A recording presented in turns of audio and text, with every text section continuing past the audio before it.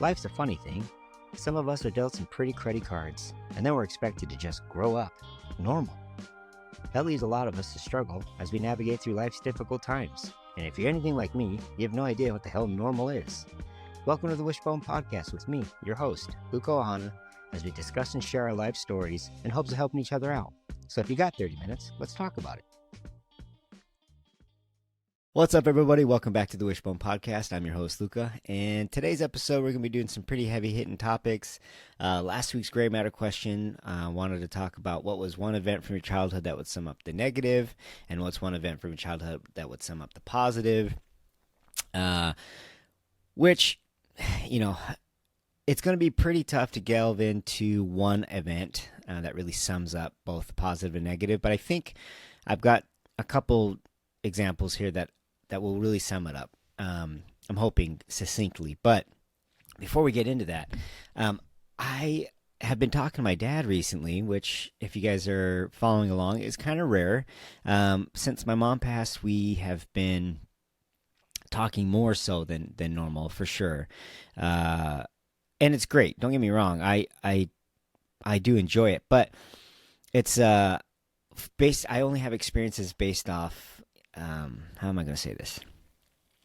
Based off of my experiences with him, I'm always kind of ready for him to just fly off the handle or say something that's, like F off, get out of here. So we were talking about politics, and he had sent me this banner that said Trump Pence 2024. And I had made the comment that that's a kind of outdated banner, and he said, well, why would you say that? So we talked about how Pence came out against Trump, and then he said, well, you should run with Trump, you guys would make a good team. And I was floored a little bit, like, are you kidding me? Like, I Trump wouldn't make the first night. Like, he and I would not get along. And so it was kind of a surprise to him that I'm a Democrat. I mean, I tend to vote democratically. I'm definitely a liberal, but I tend to vote democratically. While I'm not a Biden fan 100%, I'm definitely anti-Trump. There's 100% idea there. So he said some things like, oh, you voted for Hillary, haha, and I actually had voted for Bernie that year. And so my whole point is, I assumed that this was going to end in, you're a liberal jackass, whatever, get the hell out of here. And it did go silent, but then the next day, he sent me some anti-Trump videos, which I thought was hilarious. The videos were great, and also unusual that we were still continuing this conversation. So, yeah. And the reason that is so interesting to me is, growing up, I was religious. I definitely wasn't a theist, and the person who first started putting critical thoughts about religion in my head was my dad. Specifically, I remember us being in the kitchen, and he had said, well, how are we supposed to pay for Adam's transgressions? When it was Adam who did the issue, not us. And I didn't quite understand the context of what he was talking about. That led me to think, because at the time it was a pretty unique example of my dad being counter to religion, which, not that we were super religious, but I knew he was religious, at least believed in a God. And then he said, these things that really stuck in my mind. So years later, actually, I asked him, hey, do you happen to still believe in God? And he said, yes. And he had his reasons, and he's not a devout theist or anything like that. And he was very honest with his answer, and I really appreciated it. But what was interesting is, I'm where I am now, really because he set forth the idea that there isn't a God. And as I grew up and started to piece together my worldview, it became incredibly clear that there's just no such thing as a man in the sky, at least as I see it. Now, again, no hate or no shade being cast on anyone who does believe in a God or is a theist, but it does not make any sense to me. The evidence is overwhelming that there is no God. Now, I go a little bit further in my stance and say that I don't believe there is a God. The evidence doesn't convince me there is a God. A lot of atheists kind of are on the fence in the sense that they don't have evidence to the contrary, or for God or against the God. But I at least in this point in my life, I'm pretty confident that there is no God. But even if there is a God, I just don't have any reason to worship him. We can talk about that for sure. And I'd love to actually have a conversation with a guest who is a theist, and we can talk about these things, in a respectful, obviously, dialogue. But so the whole point of this is that while my father has definitely helped shape me, it was interesting to see just how different we are, I guess, based off the fact that we should be pretty damn identical with each other, but we're not. I have anger issues. He has anger issues. I'm product of his upbringing. Okay, so last week's Gray Matters question: what's one event sums up positive? What's one event that sums up negative of your childhood? I'm going to start with negative, and this was a very difficult example to recount for me. This honestly is probably one of the worst situations that could have happened to me, I believe. At least that's how I feel. And I'm saying that just because I'm trying to wade through a bunch of scenarios in my mind between molestation, physical beatings, emotional beatings. But this really marks kind of like a turning point for me in severing ties with my dad. So I realized after this incident that the guy just hated my guts. Now, he doesn't hate me now, and I don't necessarily think he hated me then, but that's all he could see was his the only feeling he was feeling at the time was just how much he hated me, is how I'm looking at it. So backstory is my dad had always had multiple jobs. Now, he's a very smart man. He's a very educated man, and he's had several jobs that paid him really, really good money. But he's always kind of gotten in his own way and gotten fired for usually interpersonal reasons, fighting or whatever the case is. And so he has a very robust resume because he's bounced around so much. He's a very intelligent dude when it comes to like books, but when it comes to societal things, he's still struggling, right? So he's in between jobs. I'm at home, and to avoid any conflict, because at this point he and I we were living in a one-bedroom apartment. My sister Regina was already gone. My younger brother was with my mom in another place. They had separated. I'm not sure if it was due to they needed a break from each other, or if it was financial, like it was just cheaper, but they needed more space. So my dad ended up having this one-bedroom apartment, and he was coming home from one job and was going to get ready and shower and eat before his next job started. So in that interim, in that break, I decided, in order to avoid conflict, to hide in the water closet, the utility closet.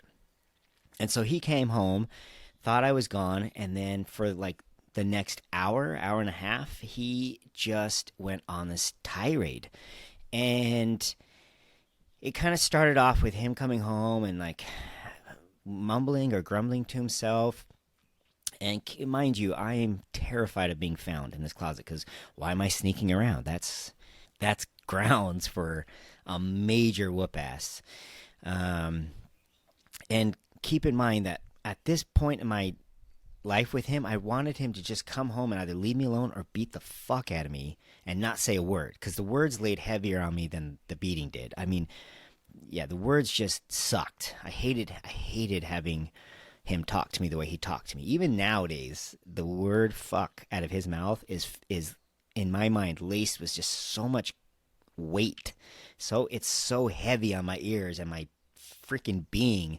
And he says it a lot, but just every time he says it, it's a huge weight. And so I always want him to just come home, lay into me physically, don't say anything to me emotionally, verbally, and then just be done with it, right?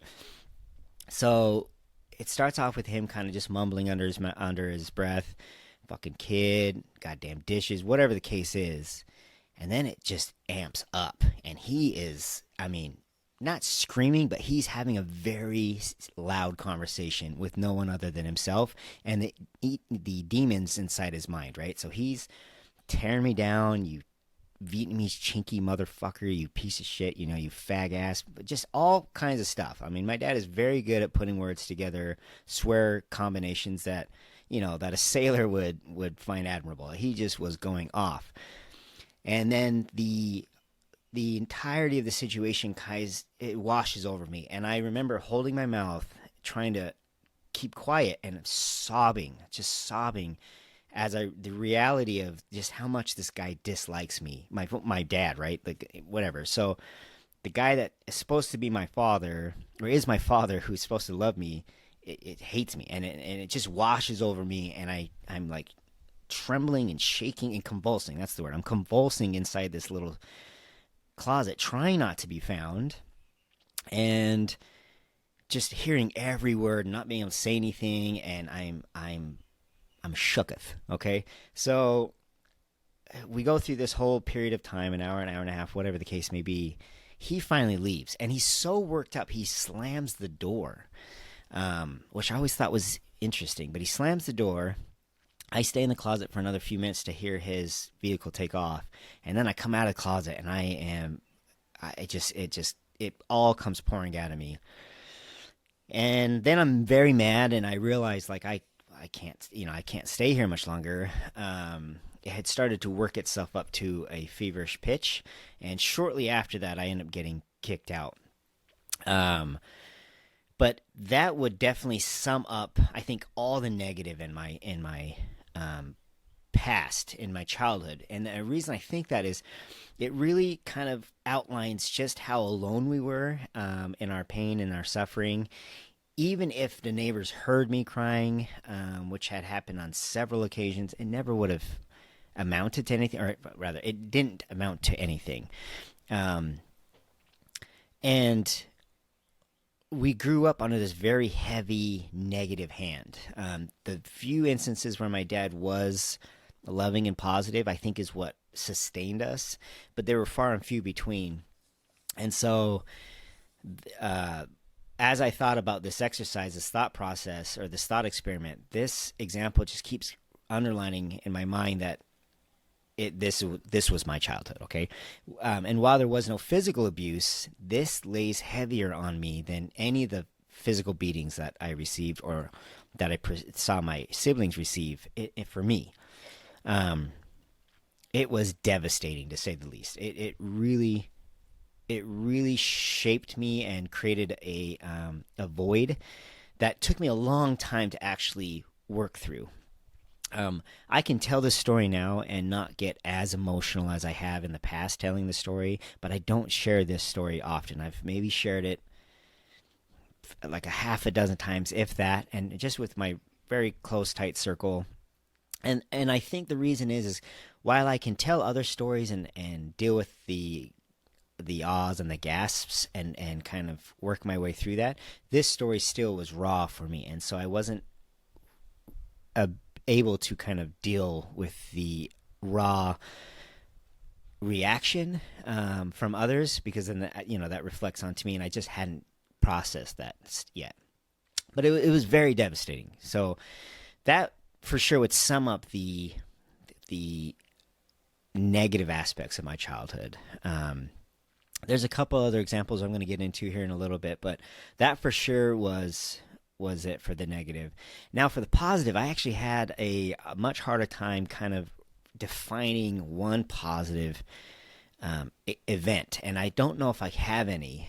So what I will say, because I've put a lot of work into this, last week we did the interview with my nephew Eric, and I want to get into answering his Gray Matters question, but to kind of really sum it up. But the point of me saying that is I've had a lot of time to think about this, and I've journaled on it, and I've written it out, and I've come to know that the reason I am here today is because I've had the blessing of having lots of good people come in and out of my life. And they have shown me the humanity of things. They have shown me the humility of what it is to suffer. And that has caused me to be able to come out of this childhood trauma and want more for myself, want more for my kids, want more for my society, for my family. And so there's been numerous times where I've had a lot of good people come into my life and just help me, either feed me or just be an ear for me or just offer a um, offer a limited time of protection, right? Something where I felt secure for even just a little bit, allow me to catch my breath, as it were, and to bounce back. So, in my Special People's podcast or Special People's episode, I kind of named a few, and thank you, big bless out to you guys for helping this person out, myself. Yeah, it helped me out tremendously, and that really, I want to underscore the fact that you will feel tremendously alone in this life. There's no doubt in my mind. However, there's that saying out there that says the pessimist will walk a path and hit his head. The optimist will walk a path and stub his foot. And the realist will traverse the path. And I try to be a realist, right? There's good and bad in this world, and some days they sway and ebb and flow more toward negative, more toward positive. But the point is you can find good people in this world. You can find your way out of it. And it's easy for me to say that because I have been so blessed with so many good opportunities in my life. I understand that. And you look at the kind of juxtaposition example of my sister, who is in California, who is, I don't know if a rock bottom exists for her. But even when times have gotten really dark for me, and I've made a lot of mistakes, I do have regrets. I have tons of regrets that I think is the worst part of living, right? Is the fact that you wish you could change something and you can't. You can change who you are starting today, moving forward, but in the past it's set in stone. So I do understand that she wasn't given as many opportunities as I was. I can fully understand that, and there's a lot of people out there who haven't been given, the opportunities that allow them to escape their torment. But in all, we're talking about generalities, and for most of us, we have the ability to move up and out, right? If we just choose to do that. And I'll just leave it at that. But I wanted to kind of circle back to me and my father's relationship and just talk about how I ended up getting kicked out at such a young age and just the dynamic. So I had mentioned earlier that it had reached a fevered pitch, the relationship I had with my dad. And we were kind of bickering. I mean, you don't really bicker with my dad, but he was, he would ask you a question, and I was very frustrated. And so he could pick up on that, and he'd watch your tone, asshole, right? So, okay. So a friend of ours, a neighbor, had gifted me with a 50-gallon hexagonal fish tank. And I, being the animal lover that I am, and my dad actually is a huge animal lover. I think I got my animal love from my dad. He raised Doberman Pinschers. He was a horse guy. Very, very, very interesting past. But so we got fish, and he kept fish when he was younger. And he had mentioned that we had bought some Oscar cichlids, and they came with ick. Now, those of you who don't know what ick is a parasite that represents as tiny white dots, looks like salt crystals, that can also have a secondary fungal infection. But prior to us really knowing in the aquarium industry that ick was a parasite, it was thought it was a fungal infection. So the Oscars get ick. It's a very simple example, a very minor issue. And my father says, oh, it's fungal infection. And I had said, no, it's a parasite infection. He said, are you fucking kidding me? Like, who the fuck are you to correct me? And so that led to us not talking for a few days. A couple days later, I'm like, I really just need to, like, bury the hatchet, right? It's ridiculous. I went up to him and I was like, Dad, you're right. It's a fungal infection. And of course, he was like, yeah, of course I'm right. I know what the hell I'm talking about, you dumbass. And he had worked himself up, and then he was like, well, when are you moving out? And up until this point, practically every day of my life, he was like, when you're 18, you're out of here. Like, you're done. And so it was always known that once you're 18, you're out of the house. And so I had responded with to his question of when am I moving out, of when I'm 18. And he picked up on the frustration and attitude, and he said, tone the tude. And then he's like, well, when is that? And I told him it's my birthday, and he continued to get aggravated. And then it worked out to be him typical spill like, oh, you're a fucking waste of space, you're a mistake. And I, after this incident in the closet, I didn't care anymore, right? At that point I might have even been semi-suicidal. I don't recall, but I definitely was depressed and frustrated. So I screamed back at him, well, then don't fuck 15-year-olds.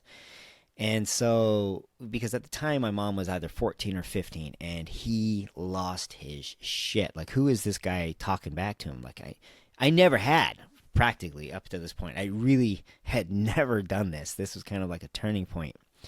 So he snapped, and I don't recall when my mom came in the picture, but she was there at this moment, and he came rushing at me to beat me, and she stepped in his way, being the lioness that she is, but he was still able to wrap a fist around her shoulder and connect it, and I crumbled. I just got knocked out. I mean, he knocked me out right there.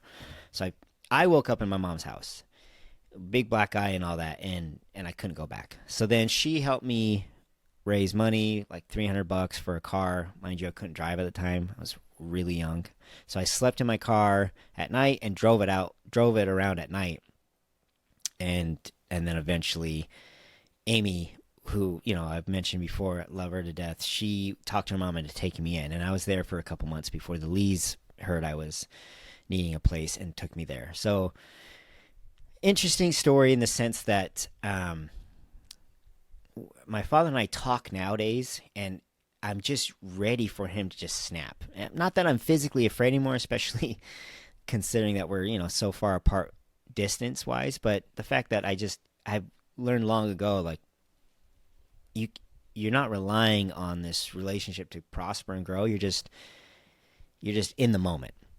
And so I'm just in the moment waiting, expecting him to snap. So when we talked about Trump and politics, and he came back the next day with anti-Trump videos, I mean, it shows a few things for me. It shows that, people do change. People are capable of change, especially this guy who in my mind is, the pinnacle of what I know as anger issues and childhood trauma that can't deal with it and passes it on to their kids. But it also shows that the humility forced on us as humans age, and we realize that we are not going to live forever, and he does not like the positions he is in now. Nobody would. To find yourself alone, I can only imagine is incredibly difficult. And if I were to put it into my own perspective, if my boys didn't talk to me, I would do anything. Like, I would just anything. So it's interesting to see that this message is now being hammered into even someone as stubborn as he is, that you either make amends and change or die alone. And if you're okay with dying alone, then by all means continue on. But obviously he's not, and he's reaching out, which I can find the humanity in it, and I can actually relate to him a lot on it. It doesn't excuse anything, it doesn't make up for anything, but that's not necessarily what I'm in pursuit of. But it does show that he is starting to understand that being the asshole isn't the way to be, right? I mean, you can't hammer everything and expect everybody to continue bending towards your will. You have to learn how to be humble and show humility. That's kind of where I'm going at with that. To kind of tie it in with last week's interview with my nephew about does money buy you happiness, I think if you were to place that example on our childhood, my childhood with my father, I don't think enough money could have been thrown at the situation that would have prevented us from ending up with tremendous childhood trauma, to be honest. Honestly, like at one point my dad was making a ton of money, and unless he dealt with his childhood trauma demons and learned how to process that and then taught us how to do it, it wouldn't have fixed anything. We would just had more money to blow through. So I find that very interesting. While yes, I think my mom would have been able to use that money and give us a lot more memories, something that she desperately wanted to do, she still would have had this guy who was dealing with tremendous demons, tremendous trauma, and it just money in that case, no matter how many opportunities opened up for us, with the exception being therapy, would we have been able to get through it in any more of a positive light than we did now. So I would love to hear from my sisters and see what they have to say about it. I'm not too sure, but it is pretty interesting to kind of put that question on your childhood through the lens of your childhood and just see if it would have made a difference. I don't think it would have. Would we have eaten more? Sure. Would we not have been so poor and maybe wore a little bit better clothing? Sure, absolutely.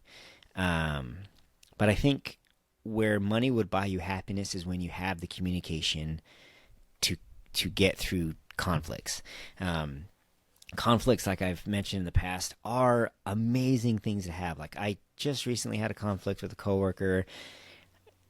It should always end positive, and whether that person felt it was a positive outcome, I hope so, but I went in there and left with the intent of having a positive outcome. And the more we can get used to having conflicts end positively and think positively about conflicts, the better off we're going to be. Hands down, 100%. So now we're going to move into this week's Gray Matters question, Matters of the Gray. And I thought I wanted to have a little bit of fun with it. So speaking of communication and misunderstandings, what's one major plunder? What's one major hiccup of a communication that you had as a child that you kind of look back on and find humorous? And so with that, I'll leave you to it. Well, that's it, folks. Thanks for stopping by. Make sure to check out the show notes. As always, just give them something to smile about, and we'll see you guys next week.